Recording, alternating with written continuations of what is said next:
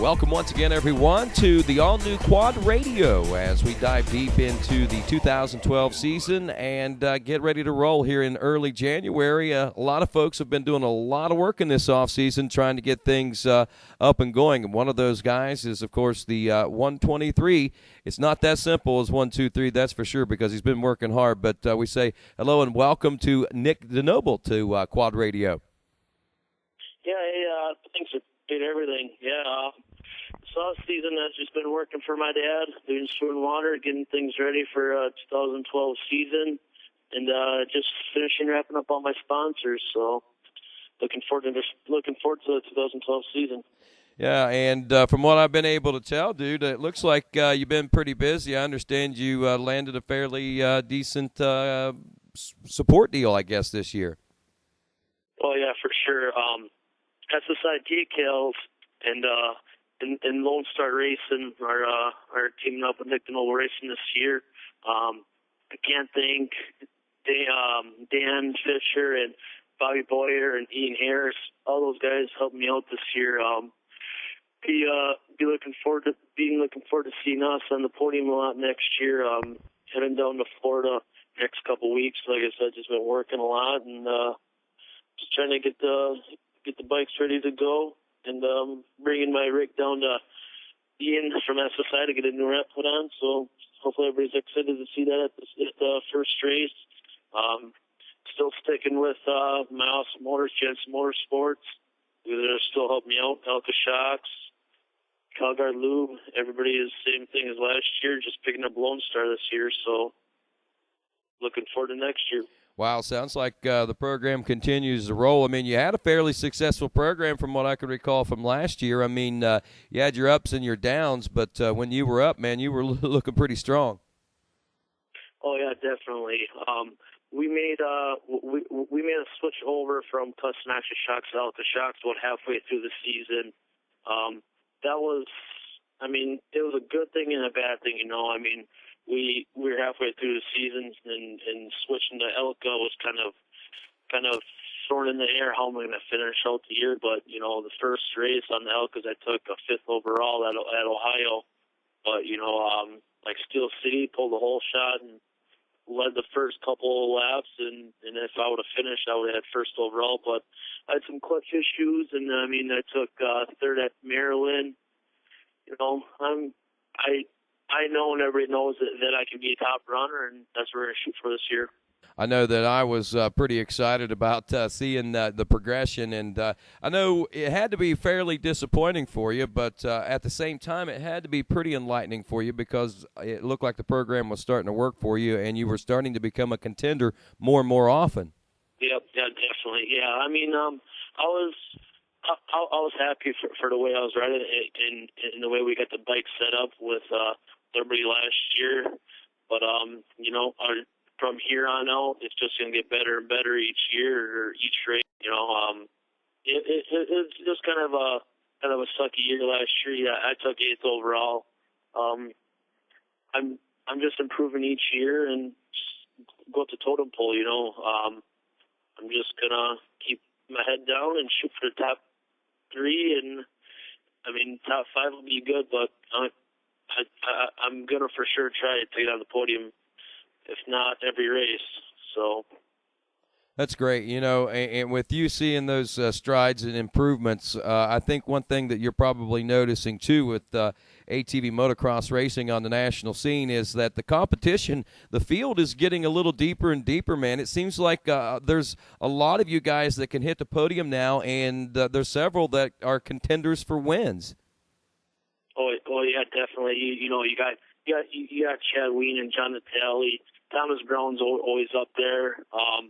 Joel Hedrick, he's a good friend of mine, and he is a future motocross. You know, he's 18 years old, and he's going to be by far the fastest guy, I think, next year. You know, I mean, don't count Chad Ween out or John Natale or Thomas.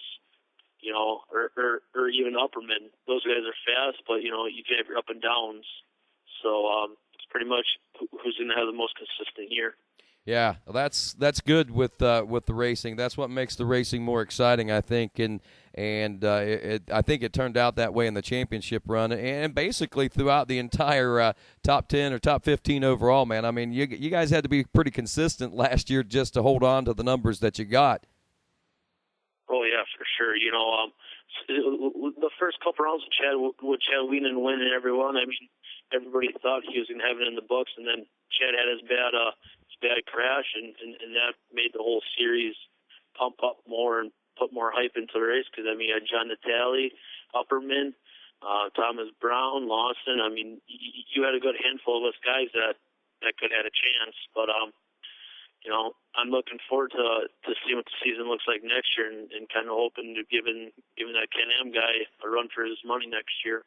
There you go. That's a good plan, man. Hey, let's talk a little bit more about you personally. You talk about working with your dad. One of the things that you have unique about you is where you live. I think that you probably are one of the more northern riders in the ATV Motocross Racing Series without living in Canada, actually. And you guys, from what I've been seeing on the weather, probably been getting a little bit of snow and stuff, been making it a little tough to ride, it looks like.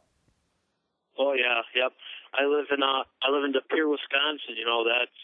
We're actually on the outskirts of Super Bowl champions last year, Green Bay Packers, and like I said, I'm about 10 minutes from there. But yeah, I mean, it's the temperature right now is 7 degrees, and it's the wind chill's negative 17 or 16 right now. Wow. So we're just working away outside. I mean, my dad does tour and water, so. We're one of those good companies that have worked for the next couple of years, and just working for my dad, laying in water main and stuff. And now he gave me off for next month, so I can start building my bikes. Which is I'm kind of happy for, because I'm working in the heated shop, and everybody else has to work outside. So yeah, especially in 7-degree temperatures like that. Yep. So. It's kind of a disadvantage living up here, but we got, like I've been doing for the last couple of years, cross training with Doug Gust for Snowcross. I mean, there's things we can do around here to stay in shape, but working for my dad, I get a lower training, like a smaller slot to train. I'm going to be going down to Florida February 6th or something. So, I mean, that's a whole nother month away. So, like, Thomas Brown's probably down there already. Chad's probably down there. Joel Hetrick.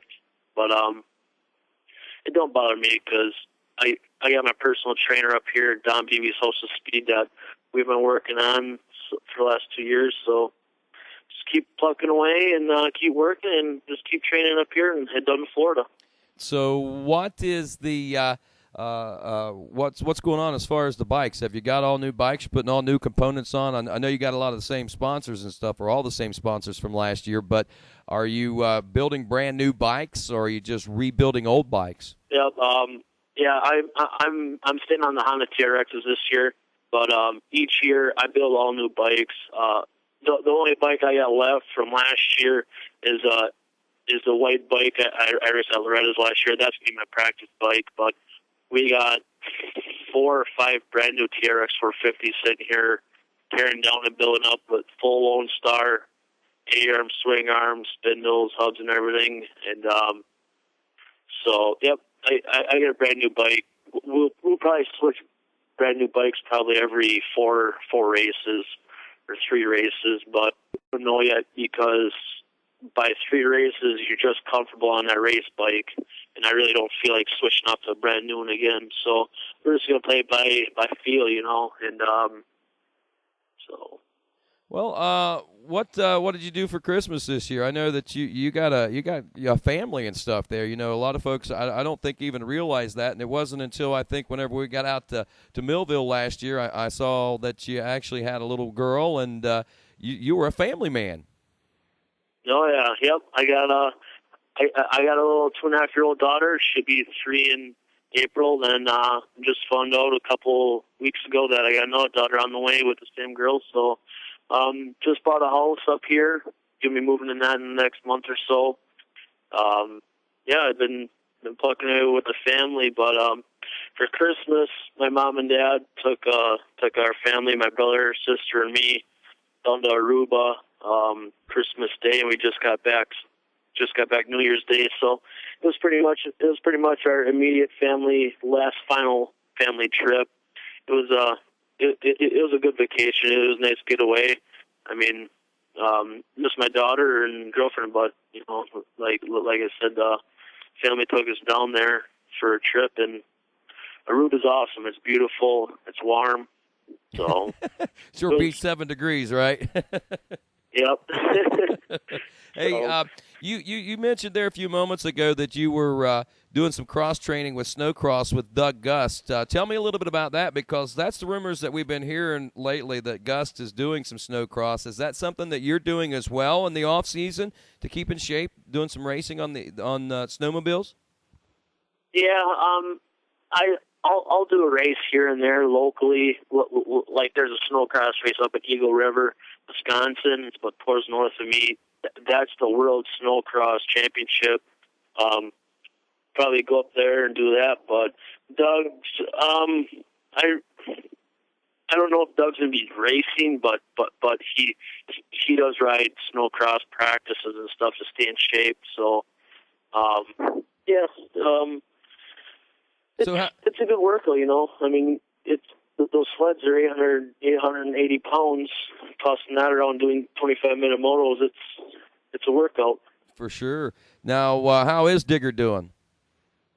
Good.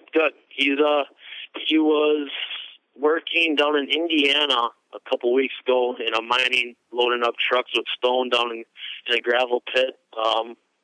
He actually has a contract with a Snowcross team where they're going to be paying him to do his Snowcross tracks, build it, and maintain it for him. So he's doing good.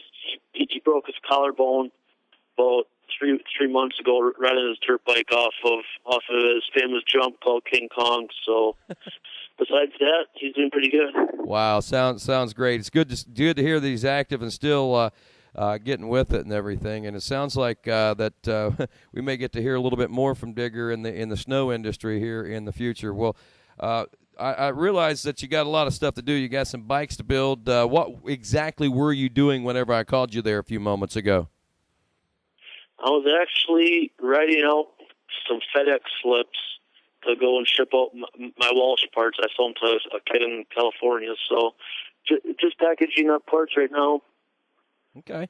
Well, sounds like you got a busy afternoon ahead of you, and I really appreciate you taking the opportunity and the time to talk with me today, Nick, and definitely want to wish you good luck in the training this off season, and for sure good luck in this 2012 season.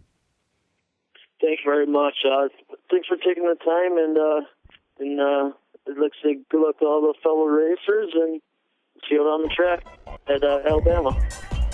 There you go. Nick Denoble, ladies and gentlemen, thank you very much again for tuning in to quadradio.com.